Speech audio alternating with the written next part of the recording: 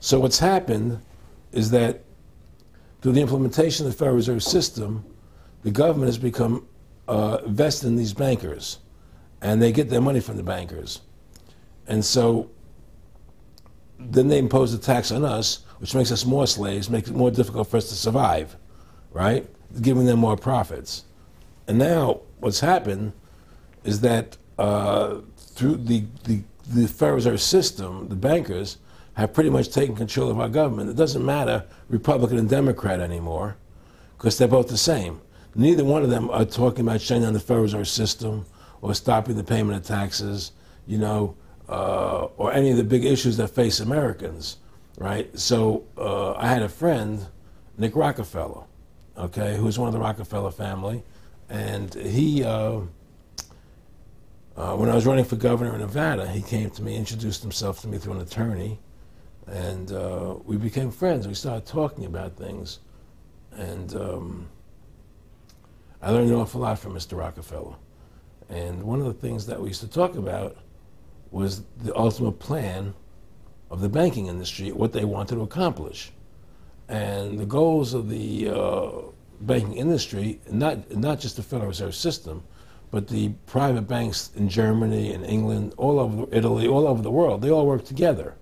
They're all central banks, and they're all part of the Communist Manifesto. You know, central banking is one of the major planks of the Communist Manifesto. We talk about America being a capitalistic country, but yet at the same time we have a central bank that plans everything for us, right? And the graduated income tax is another plank of the Communist Manifesto, right? So right there you have two major planks of the Communist Manifesto that have been brought in because of the Federal Reserve System, okay? So the ultimate goal that these people have in mind is the goal to create a one-world government run by the banking industry, run by the bankers, and they're doing it in sections. The European currency, the euro, and the European Constitution is one part of it. Now they're trying to do it in America with the North American Union, right? And they want to create a new currency called the Amero, right? And the whole agenda is to create a one-world government where everybody has an RFID chip implanted in them. All money is to be in those chips, right? There'll be no more cash. And this is given me straight from Rockefeller himself. This is what they want to accomplish. And all money will be in your chips. And so instead of having cash, anytime you have money in your chip, they can take out whatever they want to take out whenever they want to. If they say you owe us this much money in taxes, they just deduct it out of your chip digitally. Total control. Total control.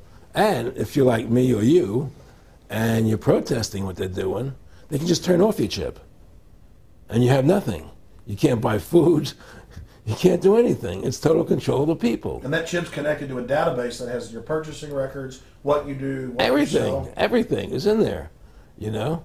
And so they want a one-world government controlled by them, everybody being chipped, all your money in those chips, and they control the chips, and they control people. And you become a slave. You become a serf to these people. That's their goal. That's their intentions. Eric, can you be specific about when you met Rockefeller, how it happened in these discussions? I met Rockefeller through a female attorney I knew who called me up one day and said, one of the Rockefellers would like to meet you. I had made a video called Mad as Hell, and he'd seen the video and wanted to meet me and knew I was running for governor of Nevada. So sure, I'd love to meet him. And I met him and I liked him, and he was a very, very smart man. And we used to talk and share ideas and thoughts. And he's the one who told me 11 months before 9/11 ever happened that there was going to be an event. Never told me what the event was going to be, but there was going to be an event. And out of that event, we were going to invade Afghanistan to run pipelines from the Caspian Sea. We were going to invade Iraq, you know, to take over the oil fields, establish a base in the Middle East, and make it all part of the New World Order. And we'd go after Chavez in Venezuela. And sure enough, later, 9/11 happened. And I remember he was telling me how